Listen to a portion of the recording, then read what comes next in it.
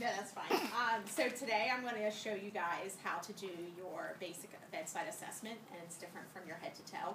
It's more shorter, more succinct, and it's what real nurses do in the hospital rather than all of those tests that you learned in the head to toe assessment.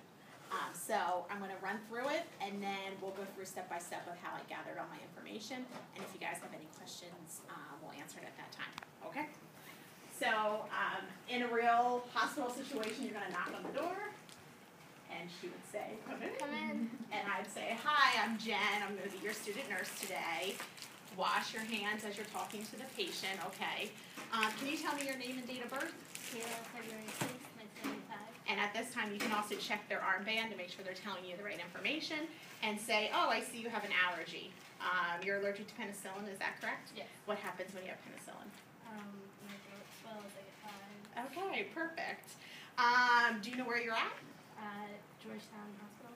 Perfect. And do you know what year it is? 2014. Okay, so she's alert, she's oriented. And do you have any questions for me right now? No. Are you having any pain today? No. No? Okay. What I'm going to do is listen to your lungs, your heart, your belly, check some pulses, and then I'll be done. Is that okay with you? Yes. All right. So first I'm going to take a listen to your lungs. Are you having any shortness of breath? No. No? Okay. You can just breathe normal. Do you want me to swim? Oh, This way? sure.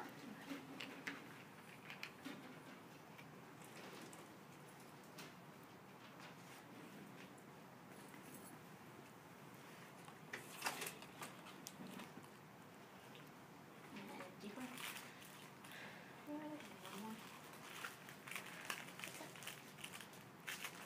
All right, your lungs sound clear. Are you having any cough? Okay, perfect. Now I'm going to just listen to your heart. You can breathe normal.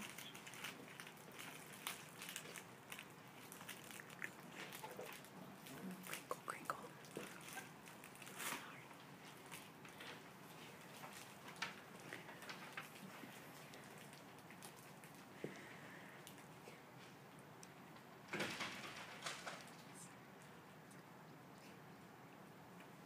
All right, your heart sounds regular. Are you having any chest pain, any chest pressure? No. No?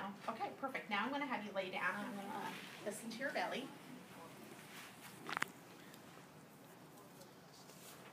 Sorry, my stethoscope might be cold. It's okay.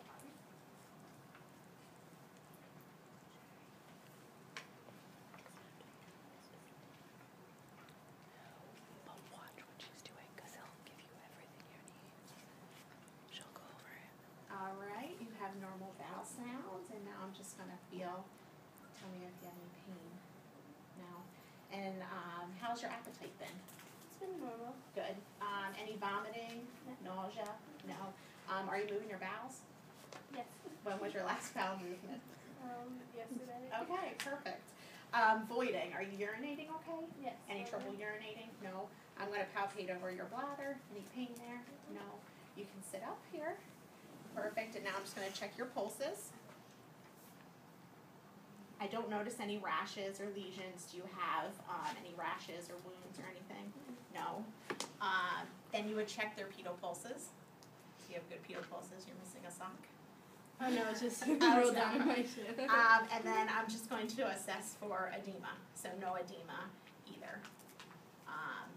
And then if they had an IV, I would look at their IV site. Is it red? Is it swollen? Is there tape? Is it intact? If they had an incision, you want to assess their incision for drainage, swelling. Is it covered? Is there a dressing on? Is there not a dressing? And also if there's any drains. So their drain, they may have a JP drain, a wound back, and you want to look at what drainage is coming out. So is it purulent? Does everyone know what purulent is? Pus, color drainage, or sanguineous, which is bloody drainage, or it may be serosanguineous, which is mixed. Oh, you guys are so smart. And so then I would just ask her, do you have any other questions for me at this time? No. And then I'm going to make sure her bed's in the right position. The side rails are up. I would make sure that she has her bedside table with the call bell, instruct her to call me if she needs anything or call the nurse. And then you're going to wash your hands, and if you take your vital sign machine in to do vitals, just make sure you take anything you took in out of the room. When we Yes. first get into the room, do we lower the bed then, or The bed should the be bed lower, good because you don't want them to fall out of bed, so it should always be in the lowest position. Okay. But some people elevate it, and you should elevate it as nurses. I know we're really bad with this, but we shouldn't be bending over all the time because then you're going to end up with back problems. So if you go in the room to do your assessment, on the side there's buttons, you can just elevate the bed up so that you're not bending over and you're just leaning on the patient, and then just remember to put it down at the end, so your patient doesn't fall out of bed. Okay, so now we'll just go over the sheet that you guys have, and we'll kind of walk through of how I gathered all my assessment, okay? Kayla, do you want the sheet? Yes. So, so the first part, and as you see, we'll go down this, that I didn't go in order, because you can go in order, there's nothing wrong with it, but you'll gather other information as you just go from head to toe, and it makes more sense that way. So upon entering the room, I performed hand hygiene. I identified my patient. I made sure it was the right patient. I was in the right room because I had I looked at their armband. I would have closed the door or pulled the curtain to ensure privacy. And then I'm just going to look at the surroundings, see what's all in the room, and ask the patient if they have any questions for me. Okay? The next part here is your neurosensory. Are they alert? Are they oriented? She answered all my questions. She knew where she was. Did she follow command? Yes. When I asked her a question, she answered it appropriately. You may have patients that don't answer it appropriately. So that would, be an inkling for, is there something going on neurologically? Her speech was clear. I could assess that by just asking her questions and having her repeat them. Her rest and sleep, I actually didn't ask her, but you can ask them how they're sleeping. And if they feel well rested, so that could just be another part of your dialogue. The psychosocial, I could tell by just assessing her as I walked into the room. Her mood was seemed normal. She was smiling at me. She was not crying. She did not seem agitated. Her thoughts were organized. She answered my questions. Her speech again was logical. In respiratory, I observed her respiratory pattern by just looking at her chest rise and fall. I auscultated her breath sounds. Okay, I told them that they were normal, so if they sound normal to you guys, if you hear wheezes, if you hear something, say what you heard, because your patients are going to want to know what you heard. We just have to do one side like what we did on the head to toe, right? Like we don't have to listen to the lung sounds in the front and the back. If you can listen to both, it's good to listen to both. Okay. I'll tell you with your patients today, actually they're all sitting up, so you should be able to listen to them posteriorly and anteriorly, and they all are women today, so you definitely will have some challenges listening to their lung sounds anteriorly, because 2 of them are very well endowed with breasts. So, and it became difficult, and one of them was very funny, and she was like lifting them up yesterday, so I'm assuming she's going to have the same sense of humor today with it. You'll be surprised how much patients will disrobe themselves in ways to make it easier for you. But it's making them real comfortable in an appropriate way, because they know it's important that you get those lung sounds or heart sounds, and I don't know. And all that information, yeah. And then observe her cyanosis. You can see that when you walk in the room.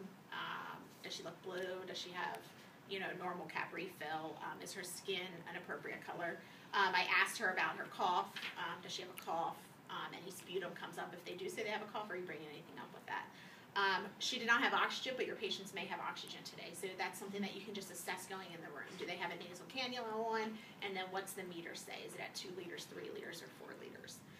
Then the next is I assessed cardiovascular. I assessed her heart rate. I listened to it. If it was regular, I asked her if she had any chest pain, chest pressure.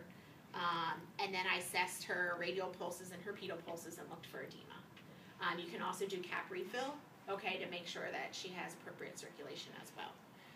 In the GI assessment, inspect the oral mucosa. I could tell by her talking and opening her mouth that her lips weren't cracked, her tongue wasn't cracked, her gums appeared the red, pinky color that they should, no bleeding noted. I listened to her bowel sounds. I palpated her abdomen for any pain. Remember, when you palpate their abdomen, also look at their face. Remember, Sherry and I told you that sometimes they'll say, I'm not having any pain, but then they're grimacing or they're crying or something. So as you're feeling, just look at their face, too, for a reaction. And then I assessed for nausea, vomiting, diarrhea, or any constipation, and asked her last bowel movement. Next is nutrition. I can assess her swallowing by just having her talk to me, because she's swallowing her saliva. She's not gargling. She's not drooling, all of that stuff. You can assess their diet, how much they ate. Since we're going in the evenings, you guys may see your patients eat, and then you can assess how much they took in at dinner time. The GU, I assessed her voiding. I asked if she had any problems. She said no. I palpated over the bladder. There was no, I did not feel any bladder. Her bladder to be distended, and there was no pain there. Some of your patients may have Foley catheters. If they have a Foley catheter, you want to make sure you're assessing that. So is it draining? Is it attached to their leg? Does anyone know why it's really important to attach it to their leg? Do we know what a Foley catheter is? Really insert it up into your bladder so Yep. it drains, right? Correct. So it's a catheter that goes up. Gravity, right? That's Yep. why you attach to your leg. Yep, that is why. Also, attaching it to their leg decreases the risk of it being pulled, as they may get out of bed and ambulate, or maybe rolling around in bed, and then that can decrease the risk for infection. So as it's constantly being pulled, because you put the catheter up, and you guys will learn that you then inflate the balloon, and so the balloon's what keeps the opening of the catheter up into the bladder to drain. So if it's not attached to your leg, it could just be pulling against the bottom of your bladder, causing an infection. Okay, so you're going to make sure that that's attached to their leg, that there's no crust or drainage or anything coming around the catheter site. Next, you can assess musculoskeletal. So I could tell that she could move her arms and legs because she sat up, she turned around. You may want to ask your patients, do they get up? Do they get to the chair? They may be sitting in the chair when you get there. How do they get around? Do they need assistance from the nurse, or can they get up and go to the bathroom by themselves? Do they use a cane? Do they use a walker? All of that stuff. Skin, a lot of the skin, you're just going to assess by looking. So look for any rashes. You're going to look for any lesions. If they have, again, an incision, which I think all of them do today. 2 of them do. 2 of the 3 do today, that you're going to be able to assess that incision. So, are the sutures intact? Is it healed? Is there a scab? Is there drainage? Is there swelling? Is there redness? Is there any discoloration going on? Again, the drains, you're going to make sure that the drain is attached to the site. Yes? If they have a wound, we're not supposed to take off the bandaging around it? It all depends. So one of the patients, we can take down her abdominal binder, and you can see the incision.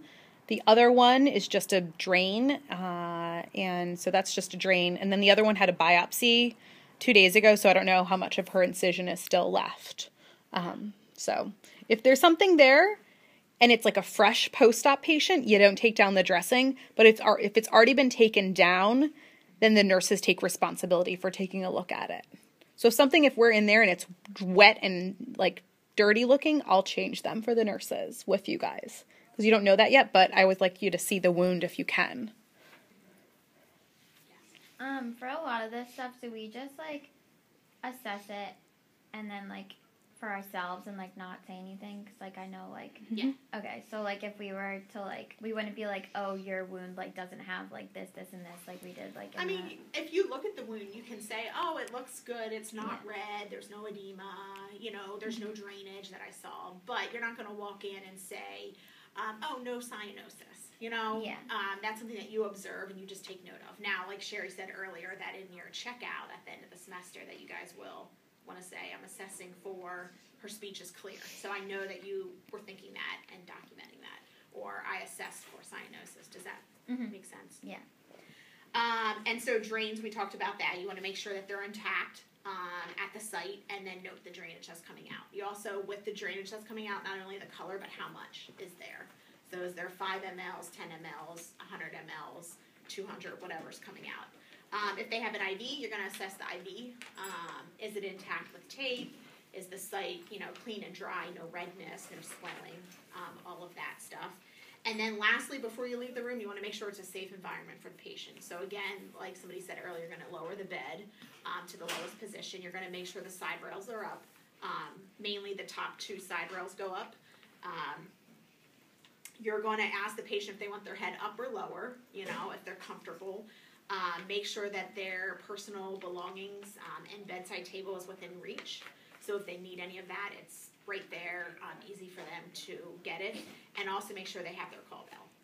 So all of those things decrease the risk for them trying to get out of bed and accidentally falling. Okay, so putting them all right at the bedside. And then lastly, you're going to take out all of the